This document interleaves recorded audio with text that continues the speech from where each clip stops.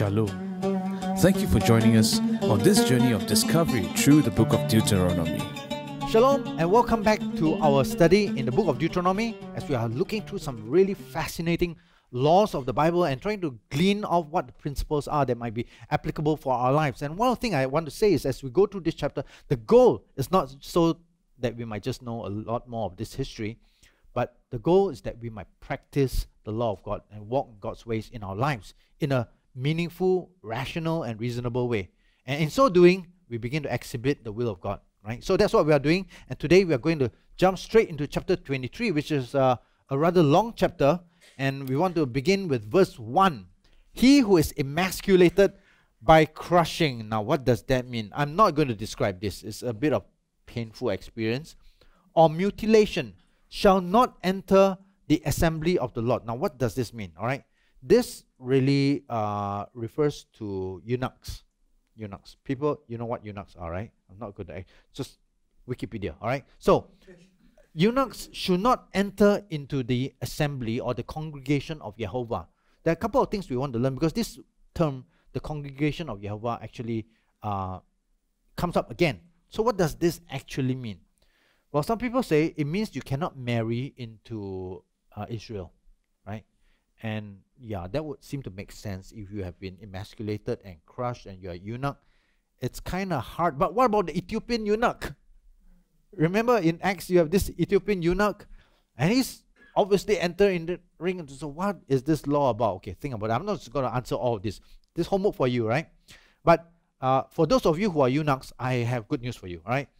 Isaiah chapter 56 verse 4 and 5. So Titus, can you be a bringer of good news, all right? Isaiah 56 verse 4 and 5. Verse 4 and 5. For thus says the Lord, to the eunuchs who keep my Sabbaths and choose what pleases me and hold fast my covenant, even to them I will give in my house, and within my walls a place and a name, better than that of sons and daughters. I will give them an everlasting name that shall not be cut off. Okay, so I'll give him Yad Vashem, a place and a name, which is also the name of the Holocaust Museum in Israel, right?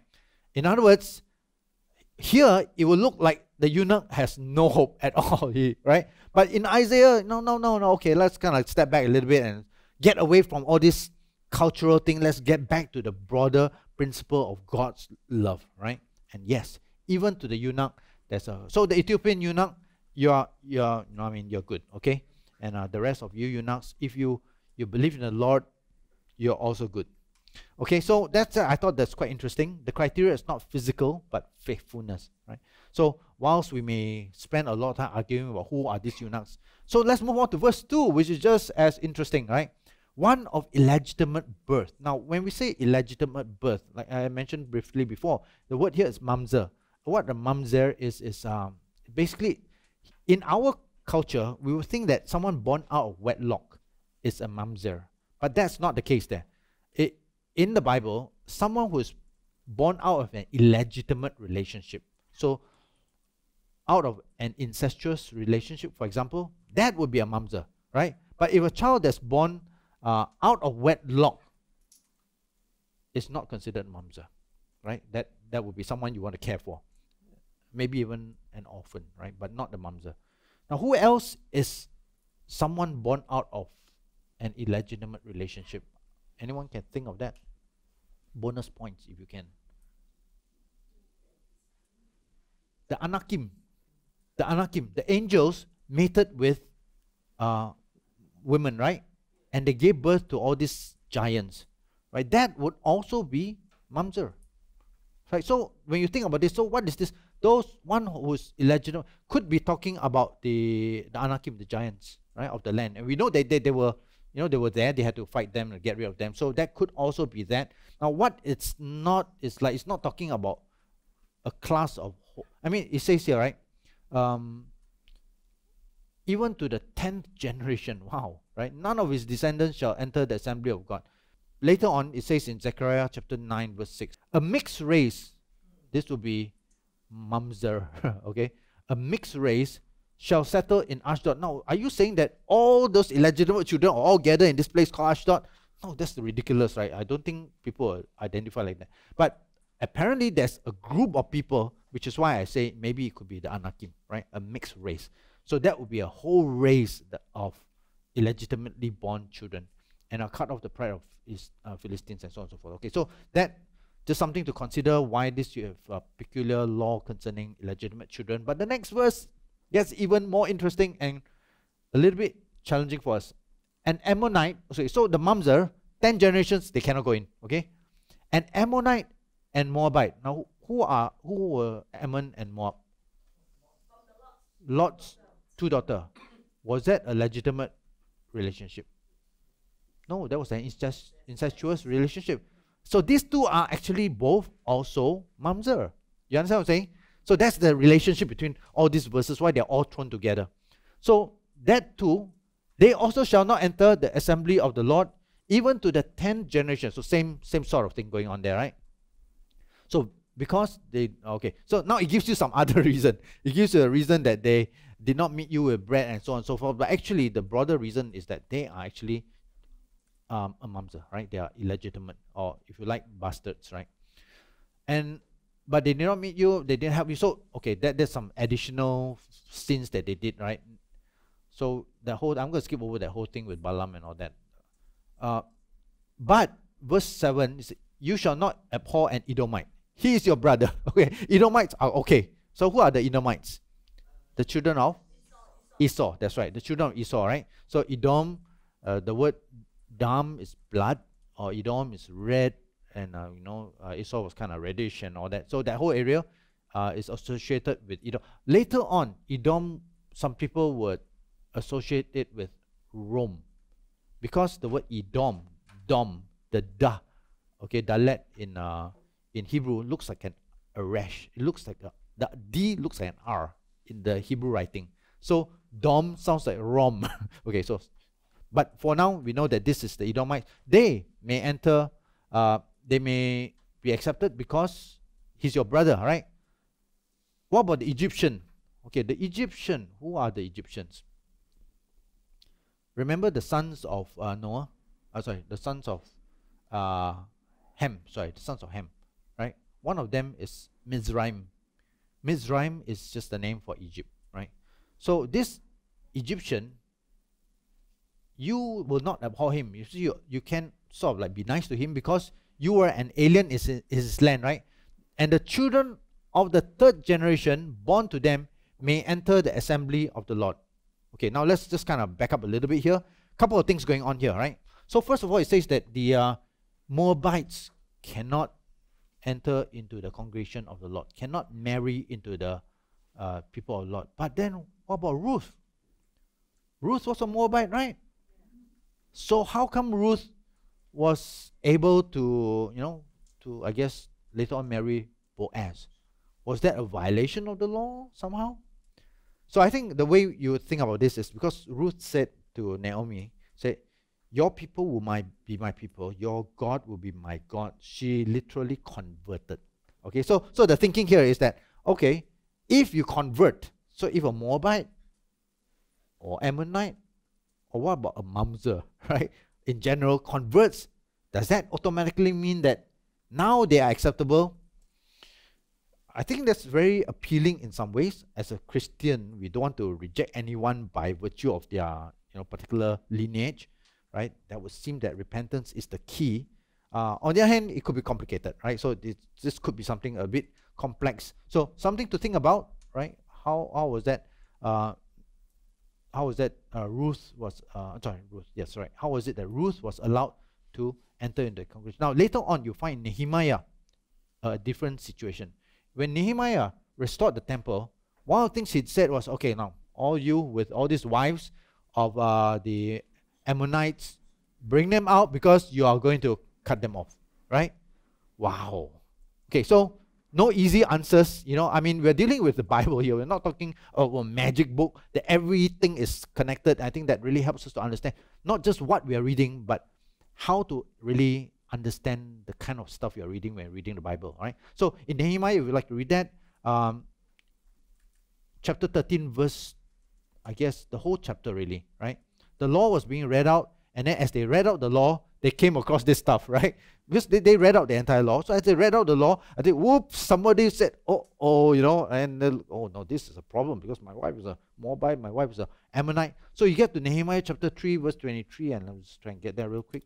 3 verse 23, it says, in those days, I saw Jews who had married women of Ashdod. Remember, Ashdod was the other place that I was talking about, the Mamzers all were there, right? The Ammon and Moab. So this whole idea is, they're talking about these illegitimate folks. Half of them spoke the language of Ashdod, so they didn't convert. So they're sort of like just married like that, right? And you want to talk about unequally yoked, maybe this will be one practical case. So I contended with them and cursed them, punished them, right?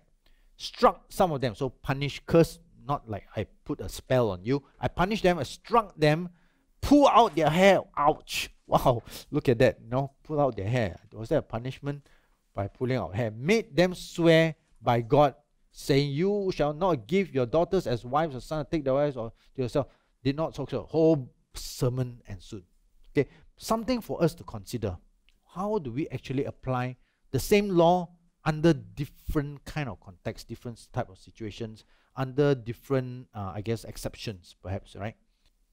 Okay, so basically, okay, to really kind of solve this headache, when they say not even up to the 10th generation, that's just a way of saying figuratively forever. It's not really saying 10 generations, right? It's really, so a lot of this counting is just, even up to the 10th generation, it's just like Jesus saying to Peter, right? 70 times 7 times. It's just another way of saying pretty much forever. It's not as if you can, oh, I've just like finished that, now I cannot forgive. So I think that's one of it, right? Okay, that's not the only problem, by the way. Okay, because what about the Egyptian? Egyptian, how many generations you're allowed to do that? 3 generations, right? So we have a problem here because Ephraim and Manasseh were the children of Joseph and Asenath. Right? Asenath was his wife, Egyptian Egyptian princess actually, right? So Ephraim and Manasseh are, what are they? Normally you follow the mother. Yeah, I mean, in terms of race, you follow the mother. So, you know, I mean, is that a problem, you know? Presumably it's not a problem. So nobody bring up this issue, nobody talk to them about this issue. So anyway, there are all these very fascinating things to it. Sometimes you can get sucked into a lot because it is really very interesting, just from pure historical study point of view. But we step back, of course, as Christians, we are also thinking about meaning, not just what actually happened, but the meaning of this. Why are these people? And partly is to preserve the purity of the faith, right? To make sure that the whole issue of why not be unequally yoked. It's not so much this rule, this law, that law, but the bigger picture is to preserve the purity of your faith and to keep yourself going, okay? Okay, just going on, a couple of more interesting things. Rules for going out of war. So in chapter 23, verse 9, when your army goes out against your enemies, so this next section pertains to a whole bunch of rules about going out to war, but it's also quite interesting because it's also a bit touchy issues, okay? So there's this thing about you should keep yourself from every wicked thing. What is a wicked thing? Okay, basically, whenever you have this thing, it probably means the idols, you know, I mean, because you're going out in the enemy land, you may pick up a golden idol, just like what the Achan guy did, right? You see this thing, okay, you're not to take this kind of things because these are wicked and evil things, okay, wicked or evil things. And if there's any man among you who becomes, okay, now here's the thing, like, verse 10, becomes unclean by some occurrence in the night. What is this talking about? That he should go outside the camp and he should not come inside the camp. Okay, I have heard a lot of things about this verse. The Hebrew literally says, if there should be among you a man who does not become clean. Okay, get this, it's the double negative. It's not becomes unclean. In the English, it says he becomes unclean. In the Hebrew, it says he does not become clean, which is just another way of saying he becomes unclean, through an encounter in the night or through an accident in the night. What kind of accident in the night might you possibly have? A lot of people will say, well, this is what some people say, I'm looking for the correct word to say this, wet dream or something like this, right? It's some kind of discharge, right? A male seminal discharge, some people will say that. But that is not obvious in the text. That's not what the text says. It just says some kind of accident in the night. What kind of accident in the night? Well, whatever kind of accident it is the kind of accident that makes you unclean. Now, what could be an accident? Could be any kind of abnormal discharge. Now, why is this particular law in this section where they're going out to war? Because if you are diseased, if you have pus coming out, something like that, or if in the night you're walking around, you touch some diseased animal, right? Something that makes you unclean, some sort of, you become diseased. This is the context of war, see? And it's a camp where many people can catch the sickness. And that is the reason this is put here, right? So whatever that Kri Layla means evening, right? The accident of the evening, the occurrence of the night, the occurrence of the evening, right? Now, if you look in Leviticus chapter 15, verse 1 to 18, there's all kinds of male discharge and emissions that lead to ritual uncleanness. This is not moral uncleanness. Get this, all right? Some people think this is a moral problem. It's not a moral problem. It's ritual uncleanliness in the same way that women, their menstrual discharge, don't make them morally wrong before God. It's just a health issue. I mean, back in those days, they didn't have things like, tampons and all this kind of thing, right? They didn't have those things. So it was a health concern. This is, I guess you could say, a hygiene issue more than it is a moral issue. Now, that has not stopped Christians from sometimes looking at this verse and say, there you go, this is a moral issue. I mean, honestly, from a textual point of view, this has got nothing to do with that kind of moral issue. The reason it appears in this section is because now you're in a camp, disease control is very important. The entire group of people can all suddenly die because of that. And when you think about the Syrians, sometimes entire group of them have died overnight because of some diarrhea or something like that.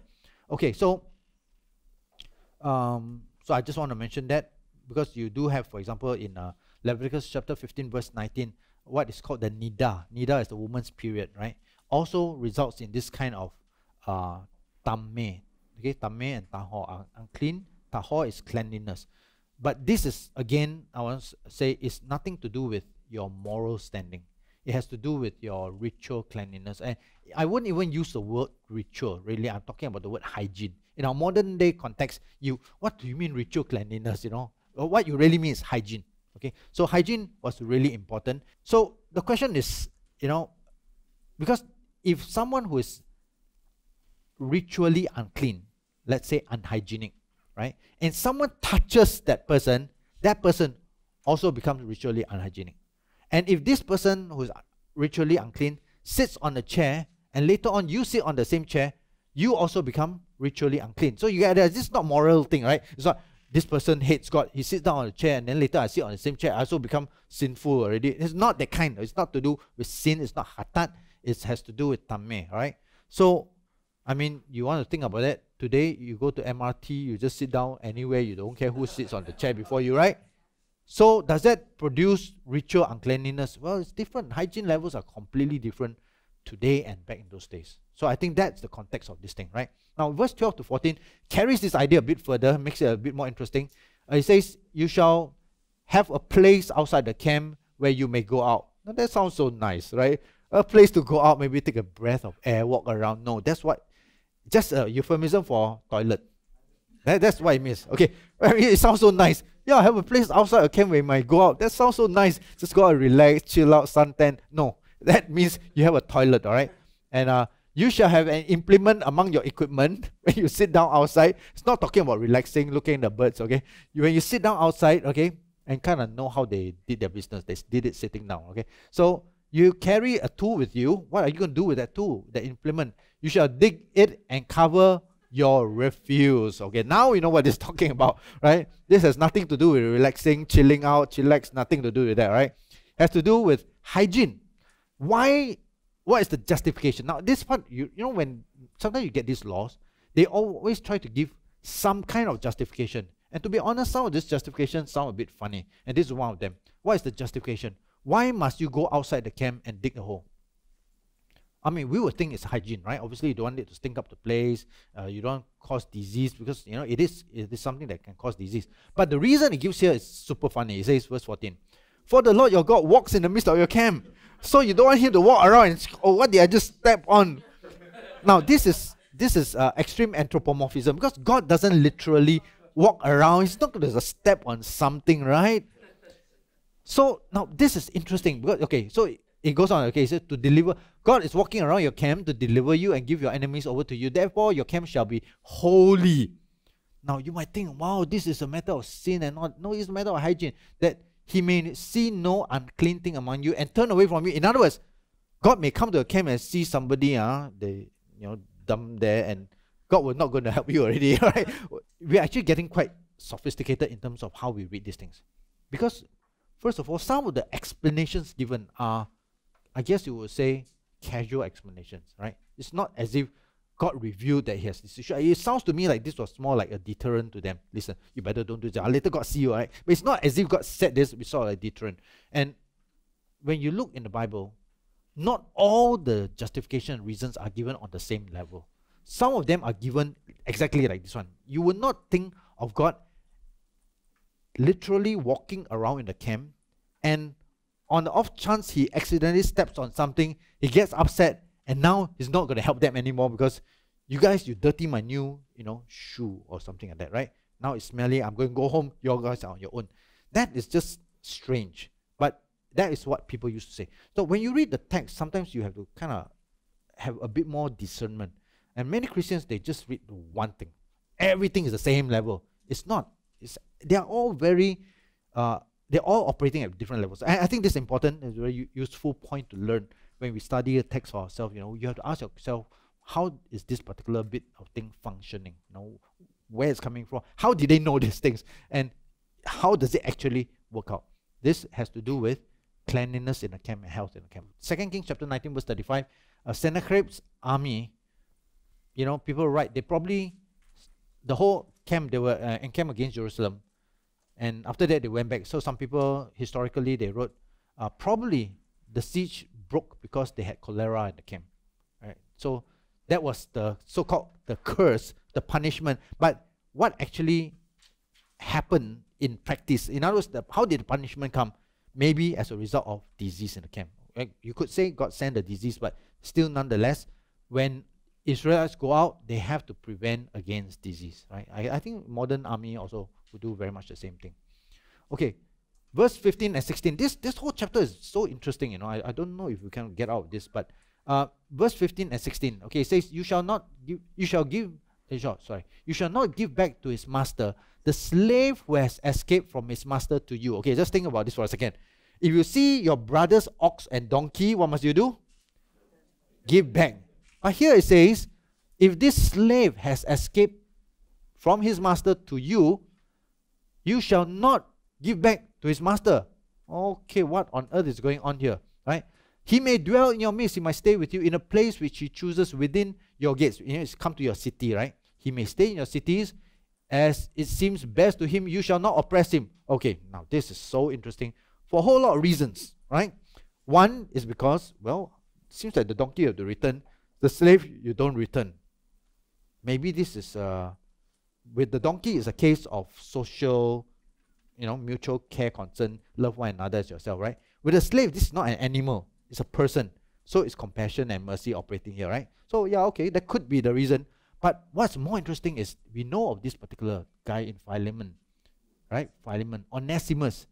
Onesimus comes to Paul, and what does Paul do at the end of that period? He sends him back, right? So what on earth is going on? So very interesting. Because you see, under Roman law, you must give back the slave.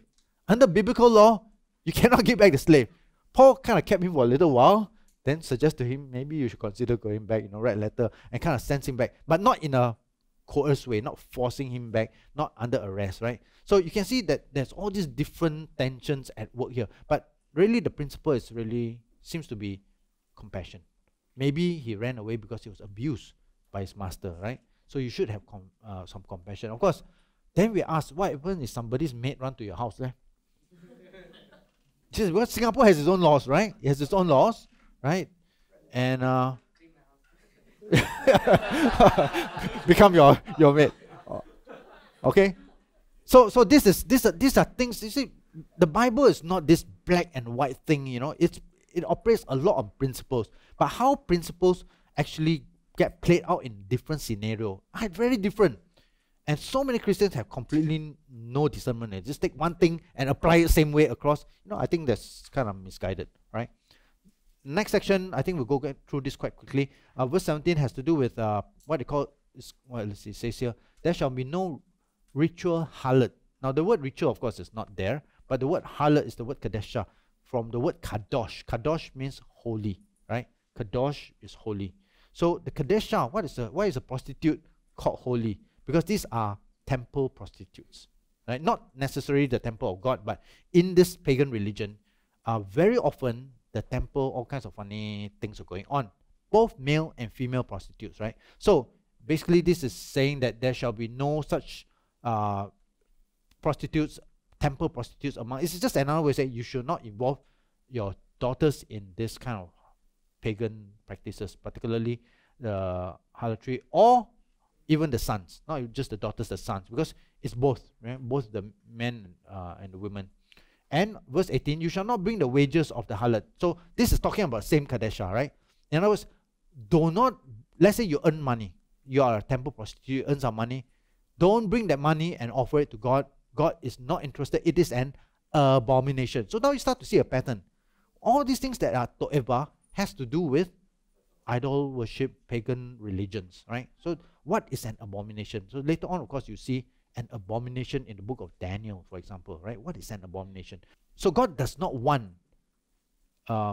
ill-gotten, or at least God does not want money that arise from, I would venture to say, any kind of pagan thing to be used as worship. He will not accept this thing as worship, right? Whether it's money or whether it's direct.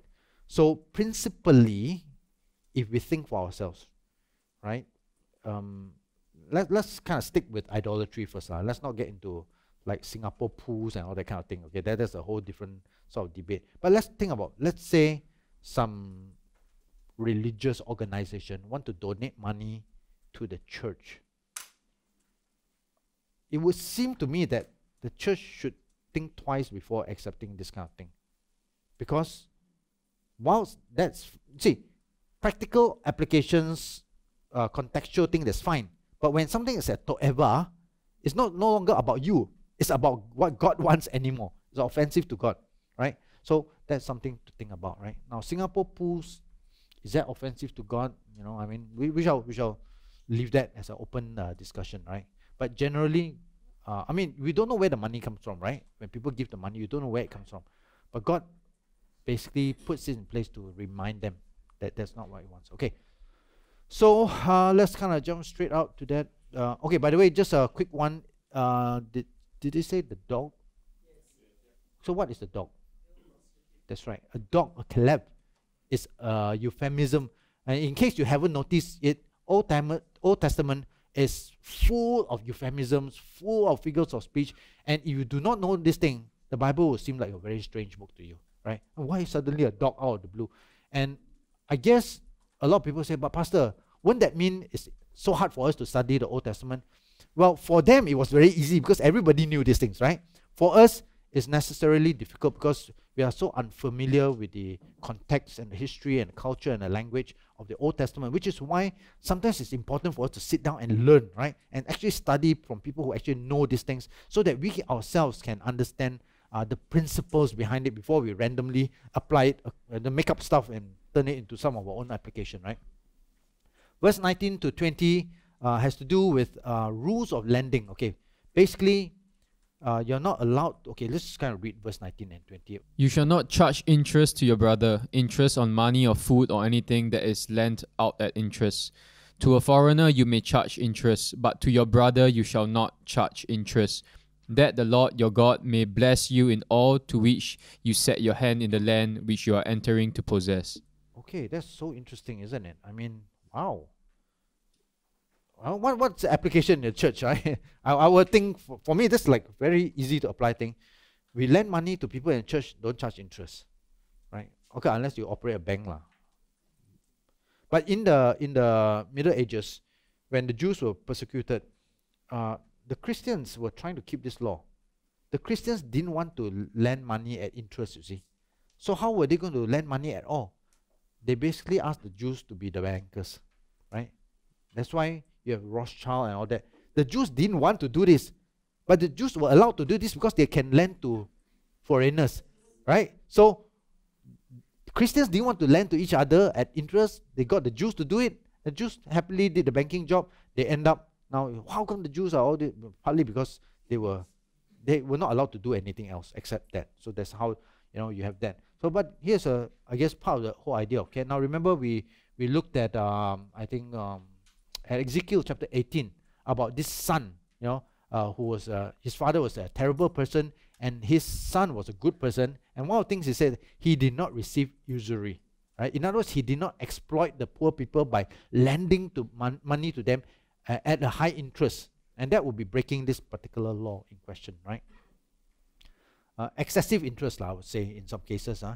So Matthew chapter 25 verse 27 is interesting because the master left the 3 servants with some money. And it would seem that he expected interest when he came back. Okay, that's different. That's not lending money. That's giving them a duty to invest my money. They had a job. Okay, so some people, I just want to clear because some people say, how come this master can ask? No, that wasn't lending money. That was still the master's money. They were supposed to invest that money, right? And then the rest of it, keeping your vows and all that, really important. Let's look at verse 24, 25. It says, when you come into your neighbor's vineyard, okay, you may eat your fill of grapes at your pleasure. Wow, look at that, right? If I come to your house, I can eat my fill to my pleasure, but you shall not put any into your container. You cannot tapao. Okay, so this is like, you guys who go to buffet, right? You can eat as much as you like. It was a free-for-all buffet, but don't be taking some, put in a plastic bag, take off, right? Okay, I thought I'd say that because I think some of us Chinese, we are very, this is a law, okay? What is this law? It's so that you don't exploit people's goodwill, right? So I guess that will actually apply to buffets also, although, but buffet you pay, right? That's not my neighbor, right? I paid for it. I suppose there's a sense that, the broader sense of it is that when people extend compassion, see, for society to succeed in loving one another, it must go 2 ways. On the one hand, you must love people. The people who are receiving your goodwill and love cannot exploit it. Because if you start exploiting it, then nobody will extend anymore, right? So this is whole thing about, it's a principle about how society should function. Both knowing how to give and knowing how to take in such a way that you do not exploit it. Just because it's free, don't just go grab it and take it. Oh, free, it's like you've never eaten before, that kind of thing, right? So in Hokkien, you say "yao kui," So don't be that person, okay? Don't be that person. Now, there's a divorce law here, chapter 24, verse 1. When a man takes a wife, marries her, and it happens, remember we were talking about divorce earlier on, right? That she finds no favor in his eyes because he has found some uncleanness in her. Now, what is this uncleanness talking about? This is not tame or tahor. This is not ritual uncleanness. These are different words that are being used. Because in English, it's just uncleanness, right? But here is another word called urwat. So, some uncleanness. Now, exactly what this is not clear. Maybe, I don't think it's disease, or maybe there's just something, I really honestly, I don't know, right? But he writes her a certificate of divorce, puts it in his hand and sends her out. Remember just now I said the word send out, right? Shalang, that actually means divorce, right? So very often this word in the Bible, when God says, I've sent your sister Israel out, means I've divorced her, right? So let's think about this for a second, because I just want to, maybe we'll close with this topic here. Just this is a topic that a lot of Christians wonder, is divorce actually allowed in the Bible? Now clearly it's mentioned all over the place, all kinds of provisions. We have already read several situations where it talks about, well, you're not happy, you can divorce the person. In some cases, you cannot divorce the person, but clearly it was something that happened, right? It was something that happened. In this case, you give this person a certificate of divorce. Now, what is a certificate of divorce? It's basically to say that, okay, you're no longer somebody's wife. You're officially free of that covenant, and this actually is what enables you to get married again. You see, women in those days, if they don't get married, they are just poor. They are neglected, they become beggars and things like that, right? So the certificate of divorce, they show that, okay, they are not cast out because they have broken some law, or they have become some sort of a blasphemer or something. They have cast out because They were legitimately released, right? They were legitimately released. Now, you could say this is very unfair lah, because it's all on the husband's side. In the society those days, it was like this, okay? So the husband paid for the stuff, the wife, well, they did their thing, right? So that's not to say, again, the cultural stuff you see here are not meant to be patterns for us to emulate exactly. That was the culture, right? So you want to distinguish between culture and really the constitution, the principles of God. Because the principles of God has to express itself within a very human, sometimes very imperfect culture, right? So this is one of those places. There is this whole idea of divorce. So the question is, are we allowed to divorce or not? Because what about Malachi chapter 2 verse 16? So let's quickly look at Malachi chapter 2 verse 16, right? Malachi chapter 2 verse 16. Reading from NKJV. For the Lord God of Israel says that he hates divorce, for it covers one's garment with violence, says the Lord of hosts. Therefore take heed to your spirit that you do not deal treacherously. Okay, so that, well, most people will say, look at this verse. It's very clear. God hates divorce. But this translation is actually quite bad, right? Because you need to start reading this whole thing from a couple of verses before. So let's back up for a little while and go all the way to, let's see. Let's just go all the way to verse 1 maybe. Okay, so verse 7. Okay. For the lips of the priest should keep knowledge. So basically, Malachi is scolding this bunch of priests, right? These priests were supposed to do the priestly things. They are not doing it. And they end up doing some other thing. So this is the words to them. So they should keep knowledge, and people should seek law from his mouth. That's what he should do, right? For he is a messenger of the Lord of hosts. But you, who is the you? The priest. You have departed from the way. You have caused many to stumble. You have become corrupt. So it's scolding the priest, right? And then verse 9 it says, therefore I also have made you, so directly saying, you contemptible and base before all people, because you have not kept my way. So all this stuff, just scolding. And then verse 11, Judah has dealt treacherously, right? Again, the priests and Judah and all that. An abomination has been committed. Judah has profaned, blah, blah, blah. Okay, Judah has married the daughter of a foreign god, committed adultery, right? So Judah has already broken this law. And may the Lord cut off the tent of Jacob, and all this is a really serious accusation, right? And this is the second thing. Okay, now, so that's the context. Scolding the priest, scolding Judah. And now, this is the second thing that you do. You cover the altar of the Lord with tears, with weeping. You say all these things, you put on a show. Yet you say, for what reason? Okay, you say God doesn't listen to you, and you don't know for what reason. Because the Lord has seen. Okay, here's where it gets interesting, right? Verse 14. Why is God upset with the priests? All right, why is God upset with Judah?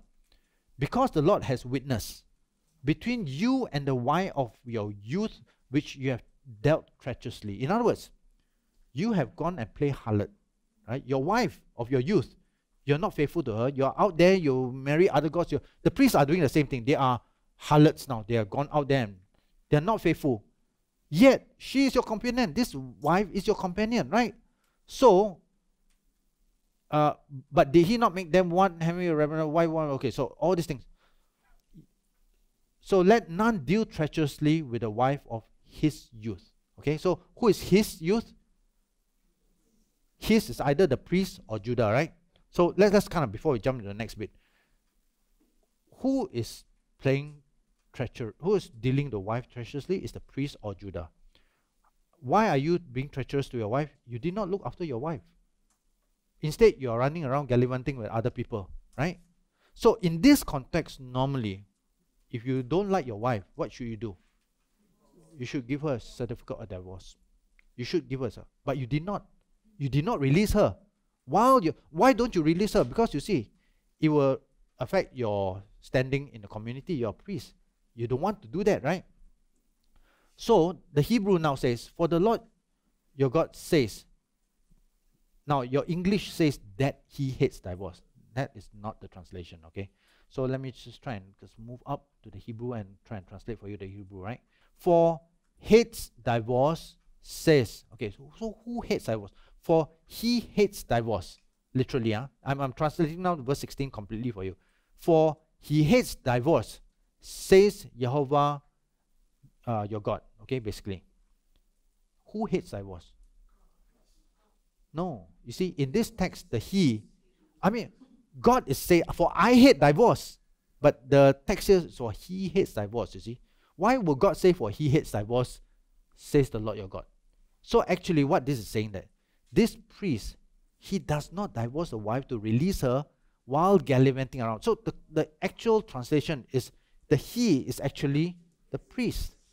He does not do the right thing in releasing the wife and allowing her. Instead, you ill-treat her and you don't allow her to go out and find her proper support, you see. That is the problem. And in our English translation, they change the whole thing. It becomes, for the Lord God of Israel says that he hates divorce. That's not. So, kisane shalak, for he hates divorce. Then says Jehovah Elohei, that means Jehovah God, God of Israel, Yahweh, Elohei Israel. So this translation is like kind of messed up, okay? So this is one thing. Now, of course, another place you can look at is Jeremiah chapter 3 verse 8, all right? Jeremiah chapter 3 verse 8. And this is God, again, talking about Israel, right? Then I saw, for all the causes of backsliding, Israel had committed adultery. I had put her away and given her a certificate of divorce, right? So seems to be, again, part of the culture of that period.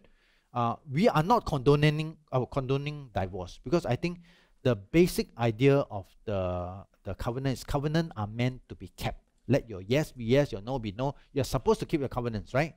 But in the reality of the day, the people were not treating people right. And sometimes these women who have no other means of support, they were the ones who suffered the most, right? They were the ones who could not go out. So you imagine, Sarah no longer likes Hagar, right? And she will continue to oppress and ill-treat her every day. So actually the right thing for Abraham to do is release her.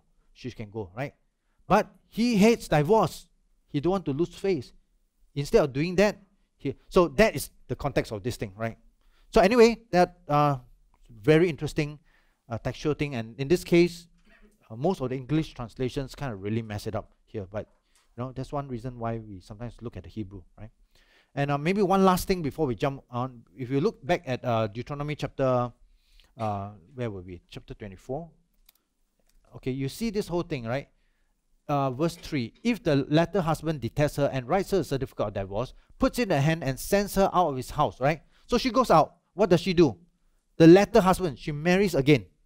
Okay, so this woman, she's divorced. She goes out with a certificate of divorce, meaning that she's now legitimately free. The whole purpose of divorce is so that they may marry again and get support, right?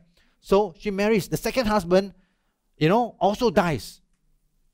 So now, or if the latter, then verse 4, the former husband who divorced her must not take her back as his wife after she has been defiled. Why?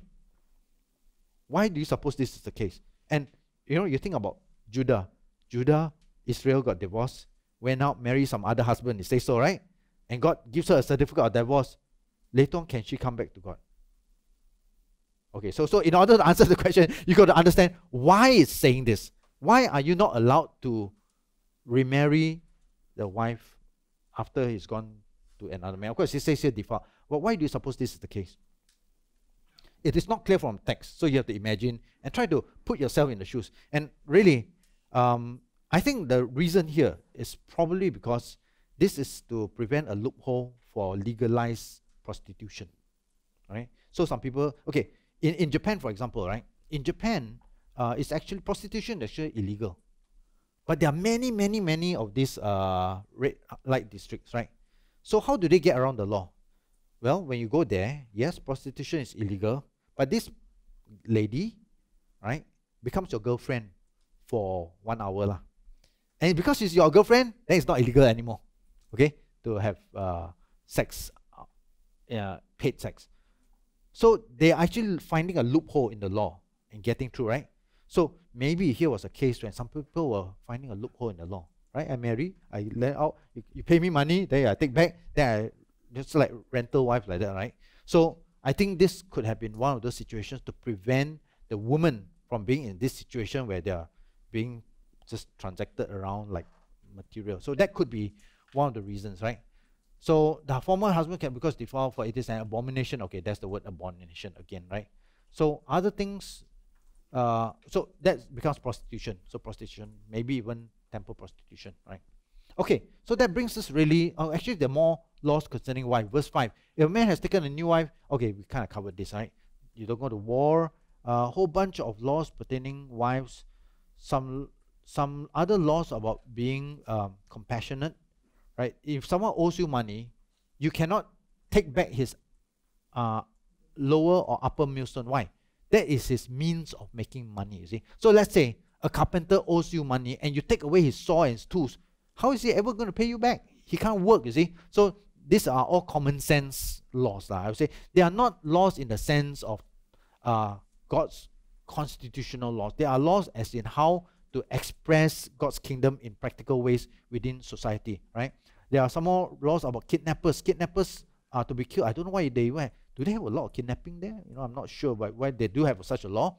Verses 8 and 9 concerns epidemics, right? So leprosy, by the way, is not our modern day leprosy. It's a whole class of disease that have skin, that you can see on the skin, right? So it's not just modern day kind of leprosy. It's all kinds of diseases. And then verse 10 to 13, you have some laws that again prevent you from making it so hard for the poor person. You cannot take his garment, you know. I mean, he needs his blanket, he needs to sleep that night. So there are some things that really are compassionate laws. In other words, yeah, that person owes you, but there is a certain minimum limit that you're allowed to take back, but beyond that, you need to show compassion. And that's why I think compassionate laws are really a feature of biblical expression, the kingdom of God, right? Similar for hired hands and all that. You know, we got some more in verse 16, you die for your own sins, so no generational sins kind of thing. You have that as well, a whole bunch of things. And actually, we'll just end this off with verse 19 to 22, gleaning laws, right? Gleaning laws. So verse 19, it says, okay, or you can read a lot of these laws for yourself, because I think some of them are quite self-explanatory. But in verse 19, it says, when you reap the harvest of your field, let's see, and forget a sheaf in the, it means you're reaping, right? And then you left a section that you didn't, or maybe one sheaf that you left. Okay, you should leave it there. Why? This is a provision for the poor. There are some people who really cannot make it, right? So in Galatians chapter 2 verse 10, right? Galatians chapter 2 verse 10, the council actually gave Paul a reminder. Let's have a look at that. Galatians chapter 2 verse 10. Okay, so let me just read from, and when James, Cephas, meaning Peter, and John, who seemed to be pillars, what do you mean who seem? They are the pillars, right? They were the pillars, but maybe Paul want to, want to be one of the pillars also. So he perceived the grace that has been given to me. They saw that I was very graceful. We should study Paul at some point of time. They gave me and Barnabas the right hand of fellowship. See? And that we should go to the Gentiles and they to the circumcised. Right? They desire only that we remember the poor. Wow. Of all the things to remember, that's the one thing. Remember the poor. Very important. So in our church, we always want to remember the poor. I think that's part of the kingdom principle, right? Because not everybody in the kingdom is equal in their station, in their standing. So the collective responsibility of the community, not necessarily the responsibility of any one individual, but the collective community of the responsibility is to make sure that nobody is so poor until they cannot make it, right? Just kind of give them a helping hand. That's one reason why we do welfare. Okay, well, that brings us to the end of chapter 24. God bless all of you. Hope that this has been an enjoyable study. Next episode, we're going to continue with chapter 25, and we're almost really into the last section of Deuteronomy. We hope this has been something enlightening. You'll learn something good. If you've got questions, just write down in the comment section below. Let us know if this has been helpful to you. God bless all of you. We hope you enjoyed studying the Word of God. Join us again as we continue through the book of Deuteronomy.